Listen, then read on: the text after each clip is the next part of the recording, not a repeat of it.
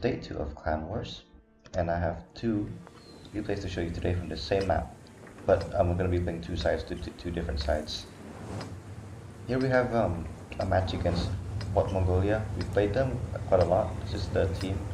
We've got Average Tanker, Fallen something, Versa, Armstrong, Ataskaya, Warhead, Archangel Kaling, and Blue and Black Lion.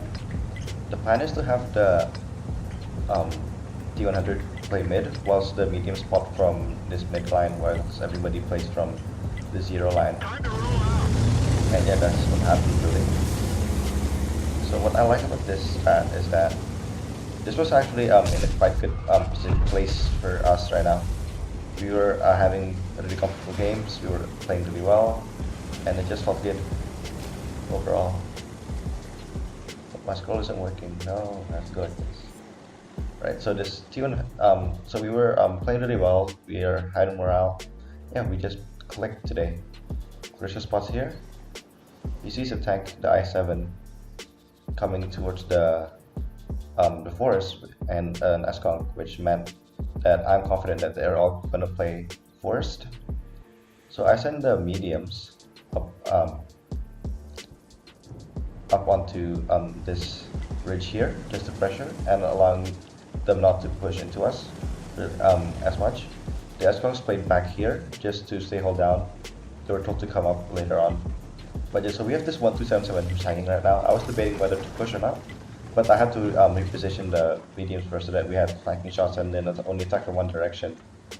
From my point of view, I was just basically clicking the map. We were planning the attack. I saw that they were coming in, and I was waiting for our Eskongs to come closer so that they can support us. So the entire attack focused on the Eskongs. The start of this attack, it was just focusing on the Eskongs to get into position in this ridge just to cover us from this top push. And you'll see that this push really works well for us. We played really well. We started trading with the Eskong, which I didn't really want to do.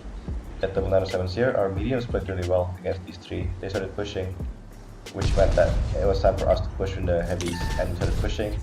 The focus fire worked really well. We focused this tank really quickly. We got 2 shots in, 3 shots in, and it's pretty much all dead by that point in time. And we left these 2 hanging because of these Eskongs. Armstrong comes in to help, and these 2 mediums are out of the game. These guys also out of the game, just playing against Arthas. And our main force in the 277s are free to disengage these 2 with Warhead coming up to challenge the Eskong. But it was a 4v2 in here. I was trying to save hit points, so I retreated all the way back because I was at 500 hit points, and it's better to have the gun in the game rather than trying to do as much damage as possible sometimes. So we focus fire that guy, I don't penetrate, I auto aim. We see a TVBee heavy here, but if you just push like this, it's gonna be suicide. We push Kaya up just to take care of the 277, and then we now have these 2 Eskongs trapped, and it's just a free kill for us really. We get the shot in towards the back of his turret. We see the bad chat pushing. Let's try to tell them to turn around, focus the bad chat whilst we finish the I7 with 1 tank. The bad chat tries to run, but it doesn't really work out too well for him. Here we see that he gets hit by one shot. He misses, but his running attempt wasn't too successful. As we send our mediums intercept, shoot him, we get the fire in, and yeah, and there was nothing to do really.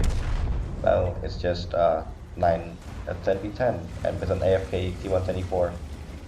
So if you guys didn't know, if you do more damage, you get more fame points. I think more experience, more fame points. So if you could farm, that's good. I have no idea how that shot penetrated. It was AP straight through the mantlet, I guess. Yeah, all you have to do is just push into the T57 heavy, and that's pretty boring to see. So just fast forward that. We started camping for no reason, and yeah, it worked really well. This entire strat, we played really well, we focus fired really well, we pushed really well, and the little teams, the sub teams like the mediums worked really well together, the heavies worked really well together, knew where to push and everything. And yeah, I felt like it was a comfortable game for us. Average tanker here gets a big meme, gets pushed in by our tanks, and drowns himself.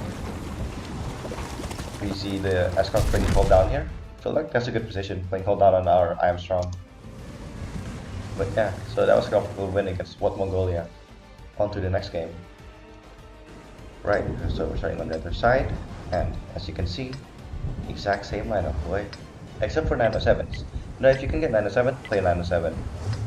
The idea was to play this same thing basically but inverse, with the S-Kongs playing from going back first because that's pretty unsafe. U100 spotting mid.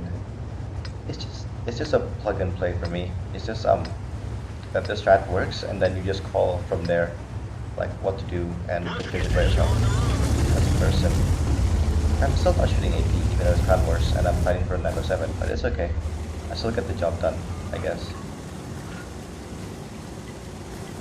We see a few of our tanks just kind of sticking with us. S-Kongs playing wider because I told them so. It's just safer because if the S-Kongs get caught up in here, then you get farmed, but also then 277 can comfortably go and play from, just go with the mediums. There's a 277 playing from in the middle for some reason. I don't see what the point of that is. Hey, it works. Yeah, so I don't see what the point of this is, because I don't see what he's trying to achieve. I thought that they were going to push this side at the moment, but yeah, so here we see a T100. I tell the mediums to push, but not to commit, which is exactly what they do. We find ourselves coming closer to the battle, and looking for a shot at the T100 as well. So our T100 is just passive spotting here, just trying to look over all of this. So we just hold here for the moment whilst waiting for the S-Kongs to arrive. I tell the T100 to start pushing this side to see if there's anything there, which he does so in rapid fashion whilst waiting for the S-Kongs to come, of course. So what he finds is quite interesting and built the game up for me really nicely. It played really well into my hands. So here we see him spot quite a few tanks. So that is 3 tanks, right? 4 tanks. So that is 4 277s that are out of the game and are just hanging out there for no reason. Alicia dies, almost dies, which is good. He keeps his tank alive, he keeps his gun alive. So that's something you should do. Even if you can survive with really low health, you should be able to do that. You should try to do that. So now I spot that there's this lone 277 here and that he was really prone to be pushed.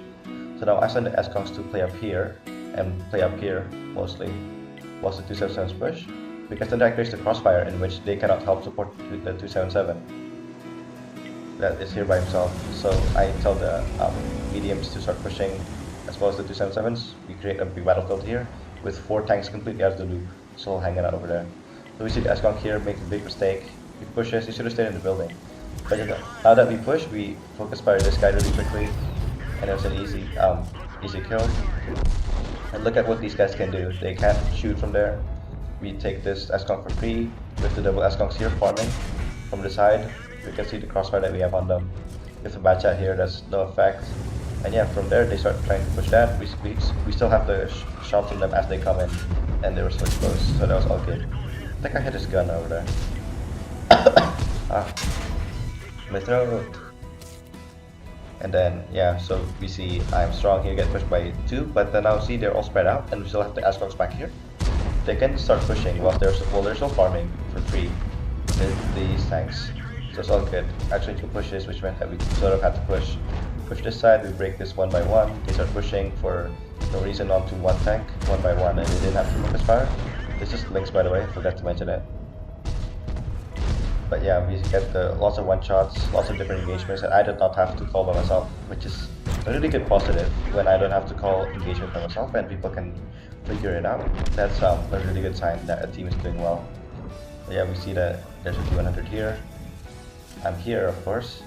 Get the kill shot, of course. Full player. And we just have this 907 and this bad chat to deal with. And yeah, it's GG from there. What can he do? Of course, we always try to farm each other the loop, and I miss. And yeah, we just shut him down. Just hunt down the bad chat, who, as it appears to be, is over there. So I ping the map, I let them know where they are, and as he gets lit, let's see how much falling damage I do. So I put 1 into him, hit there, so 895, 111.3, and 1320. So that extra experience is gonna really help me out with my claim points. And yeah, it was a really successful day for me, and here's the stats. Thank you for watching the video.